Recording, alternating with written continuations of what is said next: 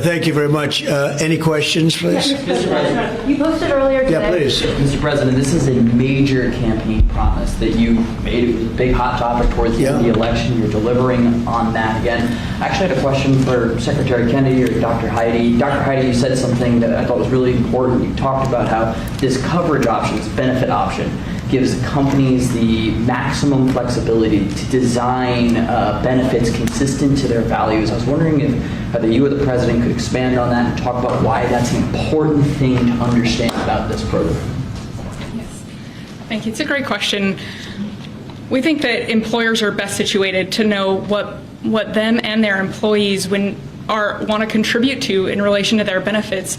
So employers are going to be able to decide how to cover the root causes of infertility, things like obesity, metabolic health, and other things that are impacting infertility. And also, if they want to encourage their employees to see certain types of doctors, and they can work with providers that are identifying the highest quality fertility providers. And so it puts them in the driver's seat. And our view is that we want employers to be the ones that can make those decisions, not the government. Thank you. All right. That's a good answer. Yeah, it was. That's a very good answer.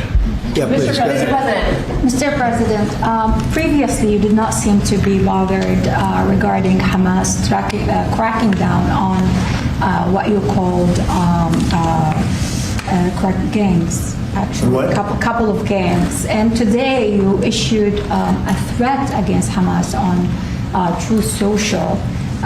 What has changed? And what was since then? said? Go ahead. You said if they continue keep killing innocents in Gaza, that if that continues, the United States will I know go I after issued them. a strong statement. That's right. But they used to be gangs, and now you're saying innocents. What made you think they're innocents now? Well, I'm looking at what's happening, and that wasn't the deal that was made, and we'll see what happens. It's calmed down. It's a tough neighborhood. We know that. We have a commitment from them, and I assume they're going to honor that commitment. I hope they do. And I understand they brought back some additional bodies today. It's a rough deal when you think of it, right? Very rough. And we have our hostages back completely. We were very lucky with that. But it's a tough situation. They brought back bodies today, as you probably know. But they also said they're going to behave. We're going to find out if they behave. If they behave, good. If they don't behave, we'll take care of it. Yeah, please. Following up on that, when you I didn't say you. You CNN fake news. Go ahead. You said in your post that if they kept killing people in Gaza, we would have no choice but to go in and kill them. So do you mean U.S. forces would go in and take out Hamas? No, I didn't say who would go in, but somebody will go in. So who is it? It's not going to be us. We won't have to. There are people very close, very nearby that will go in. They'll do the trick very easily, but under our auspices. Could I follow up? You also posted about your call with President Putin today, and you spoke about the meeting in Hungary with him. Do you have a timeline or a date set for when? I would say within 2 weeks or so, pretty quick. Marco Rubio is going to be meeting with his counterpart, as you know, Lavrov, and they'll be meeting pretty soon. They're going to set up a time and a place very shortly. Maybe it's already set up. They've already spoken. And I thought it was a very good phone call. I thought very productive. But I'll be meeting with President Putin, and we'll make a determination. Tomorrow I'm meeting with President Zelensky, and I'll be telling him about the call. I mean, we have a problem. They don't get along too well, those two, and it's sometimes tough to have meetings, so we may do something where we're separate but equal. We'll meet and talk parties, but this is a terrible relationship the two of them have, and it's one of those things. I've seen things that nobody would believe, but this is one of them. So we're going to be meeting in Hungary. Viktor Orban is going to be hosting, and it's really something that's time. Last week, over 7,000 people were killed. That's ridiculous. And, you know, it doesn't affect our country. We're not losing people. We're not losing Bobby. We're not losing Americans. But they're losing Russians, Ukrainians, mostly soldiers, for the most part, soldiers. And we hope we're going to get it stopped. I thought this would be, because of my relationship with President Putin, I thought this would be very quick. And it's turned out to be, who would think I did Middle East before I did this? We did a total of 8 now, 7 and now 8. And we're going to make this number 9. Why do you think a second meeting with Putin? So you said you posted that there was great progress. Can you tell us a little bit about that? Was it a shift in Putin's tone? Was it something new he told you? Did he give you any message to give? You're talking about the whole... President Zelensky tomorrow. It just seems to me that, look, it's only a field. That's all I've done in my whole life. I've made deals. I know about deals. I do it well. I don't think any president's ever ended a war, frankly. One war, I did 8 of them, Maria, right? And but I don't know, did Bush ever end? Do you think Biden ended a war? Biden started wars because he was stupid. But do you think Biden ended any wars? No. I don't know of anybody that ended wars. I ended 8 of them. Now it's going to be 9. I think we're going to have this one done hopefully soon. But I'll be meeting him probably over the next 2 weeks. First, Marco is going to be meeting. And the vice president, as you know, is very much involved. The whole team is involved. Steve Witkoff will be involved.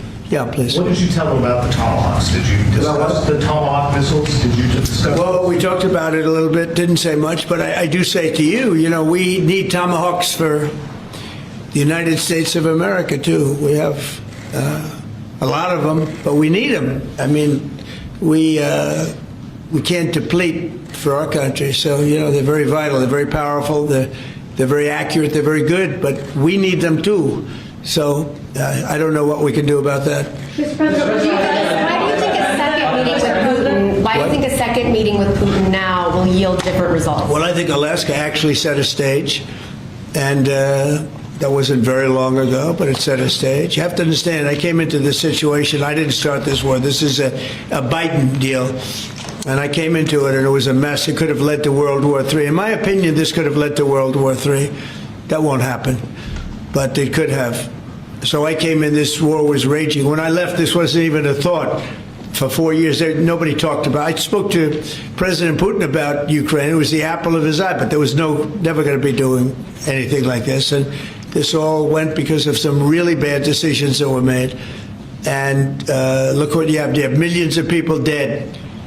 You have just a horrible, horrible situation. I'm doing it to save souls. That's all I'm doing it for. I'm not doing it for us. We have an ocean between us. I'm doing it also to help Europe. They want to have it ended, but they're unable to do it. I'm able to do it. So I think we'll be successful. We'll save a lot of lives. It should have been done. Should have never started. This would have never happened if the election weren't rigged. This would have never happened. But it did happen, and I'll get it stopped. Did you get an updated message from the conservatives? Yeah, you mentioned a $1,300 drug at the top of this. Were you referring to the weight loss drugs? I was referring to Ozempic or the fat loss drug. So those are going to be $150 out of pocket for Americans? They'll be much lower. They'll be much lower. Yeah, go ahead. We have not negotiated those yet. We're going to be rolling these out over time. The GLP category of drugs, which includes Ozempic, have not been negotiated yet. What's the timeline for that? But it will. It'll come down, like everyone else. Okay. Any timeline on those negotiations? No, but I think those are going to come down pretty fast, and we do have, I guess, some alternative. The president will be happy with the result, and until he is, we're not going to close those negotiations. Thank you. Except it'll happen. Got it. Mr. President, what's your message to pro-life conservatives? Some pro-life conservatives have religious objections to IVF and are already critical of this policy. What's your message to them? I don't know about the views of that. I'm just looking to do something because, pro-life, I think this is very pro-life. You can't get more pro-life than this. Please. Mr. President, you've been talking about how this new benefit plan will also include root cause treatments for infertility. How will you make sure that those root cause treatments are equally accessible to IVF? Well, I think we're going to be doing that. Would anybody like to talk about that subject? I'll comment Please. on the rulemaking process. I think it's the determination, again, Secretary of Labor, the determination, the Department of Labor is issuing their intent today to open up the rulemaking process, again, for more flexibility. Anytime that you have a president who's leading when you can offer more access to health care at a lower rate is a benefit to the American people and to the end user, and that's exactly what he's doing. And so you heard before that through the Q&A, guidance that was issued today with the other agencies. That will give guidance to our employers and the employees about what the flexibility of that is, and then again, opening that rulemaking process for further determination of the access that can be had, offered in those benefits for all different types of healthcare access is the goal of the Department of Labor. Good answer. That's Thank great. you. I like this better.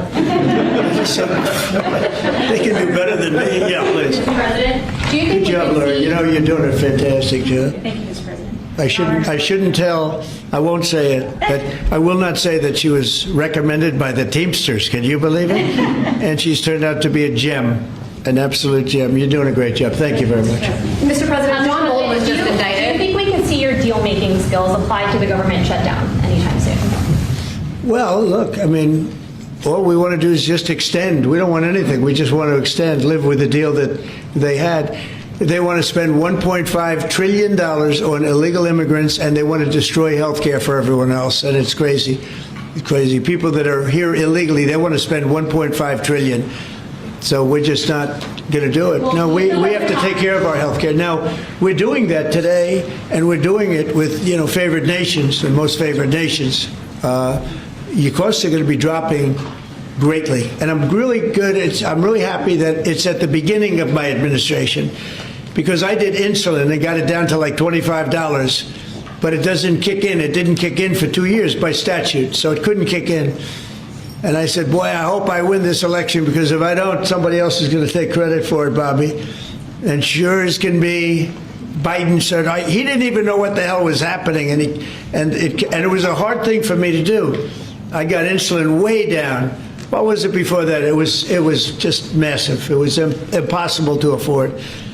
And sure as can be, because it was statute, it couldn't have been earlier.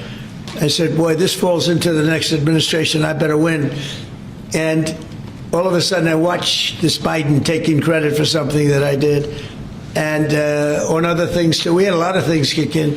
So the nice part about this is at the beginning of our administration. So I think we're going to see the fruits of our labor. And I hope on our other situation that we've talked so much about, autism, I hope we're going to see some very good results based on the recommendations that we made. And, we have time to watch those results. Mr. President, John Bolton was just indicted by a grand jury in Maryland. Do you have a reaction to that? I didn't know that. You told me for the first time, but I think he's, a bad person. I think he's a bad guy. Yeah, he's a bad guy. It's too bad, but that's the way it goes. Have you reviewed the case against him? That's the way it goes, right? That's the way it goes. Will I what? Have you reviewed the case against him? No, I haven't. But I just think he's a bad person. Okay, anybody else? What's the timeline for the IVF drug through the National Commissioner Priority Review Voucher? Dr. McCary? What do you think, Doctor? Yeah. So, first of all, the National Priority Voucher Program says we're going to proactively at the FDA look for amazing treatments like this IVF treatment. We're going to reach out to the companies, and if it's in line with the president's national priorities, we're going to put those drugs at the front of the line and get a decision out in weeks instead of a year. And so today we announced 9 drugs that are going to be recipients. These are products where the manufacturing is going to be in the United States, or it's meeting a large unmet public health need, like a diabetes drug we announced today. Or it is a product where you're going to see an affordability phenomena because the prices are getting equalized in line with the president's most favored nation status goal. Wow, that's great. Why didn't I have him speaking? So could have saved a lot of time. That's funny. I'm not surprised. Yeah, please. Yes, thank you, President. So Senate Majority Leader John Thune today said he'd like to proceed with the bill which would put sanctions on Russia. What's your thought on that? Well, we're going to see. He doesn't know about the call yet. I'm going to speak to him later. And it was subject to what I wanted to do. And so we'll see what happens. This may be such a productive call that we're going to end up, we want to get peace. We want to stop the killing. 7,000 people a week. Can you believe it? We want to stop the killing. So I'm going to speak to him and the speaker, Mike Johnson. I'll speak to them a little bit later and I'll tell them about this. And we'll make the right determination. I'm not against anything. I'm just saying it may not be perfect timing. It could happen in a week or two. But it's at my option, as you know. Right, but did President Putin try to dissuade you from selling Tomahawk missiles. Well, of course. What do you think he's going to say? Please sell Tomahawks? Is he going to say, please sell those Tomahawks? I really appreciate it. I did actually say, would you mind if I gave a couple of thousand Tomahawks to your opposition? I did say that to him. I said it just that way. He didn't like the idea. He really didn't like the idea. No, I said it that way. You have to be a little bit lighthearted sometimes, but no, he doesn't want Tomahawk. Tomahawk is a vicious weapon. It's a vicious, offensive, incredibly destructive weapon. Nobody wants Tomahawk shot at him. Did he specifically ask you not to provide Tomahawks? So, wouldn't anybody? I mean, it's been in the news. Who wouldn't do that? CNN. Who wouldn't do that? You know? Do you think he's going to say, I'd love to have Tomahawk sent my way? I don't think so. Maria, we have one of the great stars of television here, and she's an incredible person, and she's just an amazing woman who, she got it all right. She got the Russia hoax right. She got everything. Would you have a question? Yes, Mr. President. I would ask you why this was so important to you, IVF, and why was autism so important to you? What are you trying to achieve? Well, autism is like a whole different thing. When you look at, it was 1 in 20,000. Now it's 1 in 12. If you look, Bobby, we have different numbers, but 1 in 12, 1 in 28, 1 in 32. There's a couple of different numbers out there, but it's 1 in a very different number than it used to be. It used to be 1 in 20,000, and that was not that long ago, 20 years ago or so. And now they had something for boys, for baby boys. It's 1 in 12. I heard 1 in 10, Bobby. I heard another one, different lists. But when you think of that, it's not even sustainable, but there's something artificial. When that happens, that's not like a natural. And then you have certain groups of people that literally don't have autism, and they're not taking some of the things that we're taking. So we're working very hard. And on IVF, it's just that I have friends, including Katie, that called me and they told me the importance of it. I wasn't that familiar with it. And now I think I've sort of become the father ever since I heard. There was a bad decision in Alabama where a judge wanted all clinics to be immediately closed, right? And Katie called up and you said you were pretty strongly attacked by your friends that you didn't even know were involved with IVF, right? You had people that had grandkids, people who'd gone through IVF themselves telling their story and saying there are people with hope out there. Tell what you did when you heard from your friends. You said this was not, they almost became violent. Right? I told him, I said, Mr. President, we need you. We need your voice in this conversation. We need the directive. We need the strong support because there are millions of people out there, moms and dads, wanting to bring life into the world. And you had people, the chilling effect that occurred across Alabama, there were people that were in the middle of that process that had been praying to have a child, and that was halted.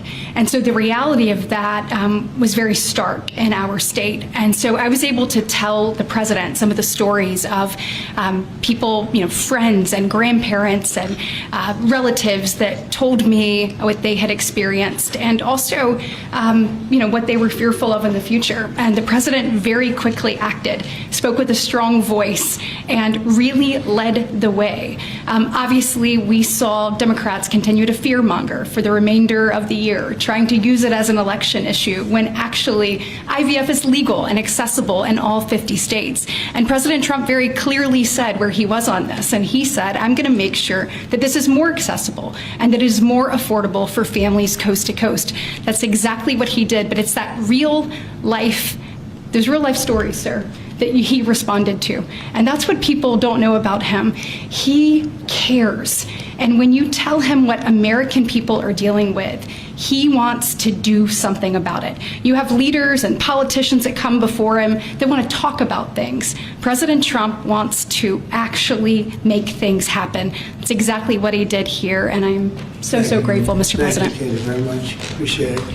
So we will go back to what we're doing, working again with Marco and with JD and a few of the people on the war, and we're doing a lot of other things also. The economy is unbelievable. It really is. It's been incredible. And I think one of the great numbers that I've ever heard, think of it, over $17 trillion being invested in our country. And when you think of compare that to the last administration, but really compare it to any administration, compare it to any country. There's never been a country with anything like that. That's in a period of 8 months. And we've already broken every record possible. There's never anything even close.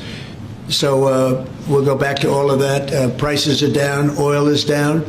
We're down $58 a barrel. We're going to be hitting $2 for gasoline. I think we're going to be at $2. And the previous administration, they were at $4 and $5. They were going up much higher. And then they swung back into my things, but they didn't swing back properly. They were very, very late. They really blew it. We had it really going in the right direction. They came and took everything out, and it's incredible. I'll never forget. They lost control of the price of gasoline, of oil. They totally lost control, Howard, and then they went back immediately. Well, let's go back to Trump, but by that time it was too late, and they didn't go back because the leases and everything else. They didn't do what they had to do. They wouldn't know. They really didn't know how to. But we could be hitting close to $2 a gallon. I'd love to break it if we could, but we could be. And when that comes down, everything else has been coming down. Groceries are down. The price of things are down. And honestly, the simplicity is if you can get oil down, it's such a big category, everything follows. So just about everything follows. And we are working on beef. And I think we have a deal on beef that's going to bring the price of beef. That would be the one product that we would say is a little bit higher than we want it, maybe higher than we want it. And that's going to be coming down pretty soon, too. We did something. We worked our magic. But groceries are down, and energy is down, electricity is way down. We have the prices coming down for people. They were abused for 4 years by the Biden administration. Thank you very much, everybody. We'll see you soon. Thank you.